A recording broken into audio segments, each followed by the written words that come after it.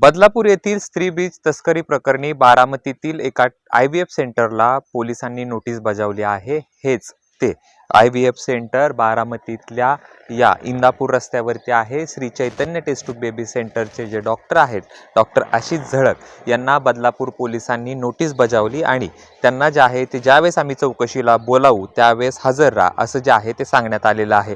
Badlapur police या ठिकाणी बुधवारी आले होते आणि त्यानंतर त्यांनी नोटीस बजावली।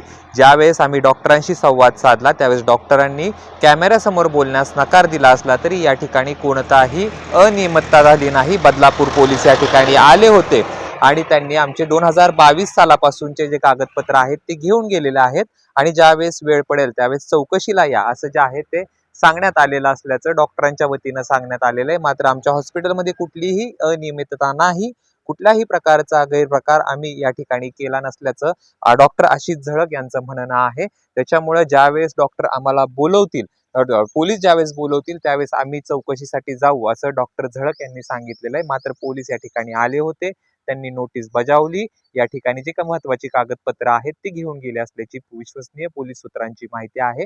मात्र दुसरीकडे डॉक्टर म्हणतात कुठलीही अनियमितता झाली नाही, जरी झाली असेल तर आम्ही चौकशीला सामोरं जाऊ आणि जर आम्ही कुठला गुन्हा केला असेल तर आम्ही शिक्षेस पात्र राहू असं जे आहे ते डॉक्टरांनी सांगितलंय। तरी असं जरी असलं तरी एकीकडे मात्र या बदलापूर प्रकरणाचे धागेदोरे बारामतीत काय मिळतात का हे पाहणं महत्त्वाचं असणार आहे।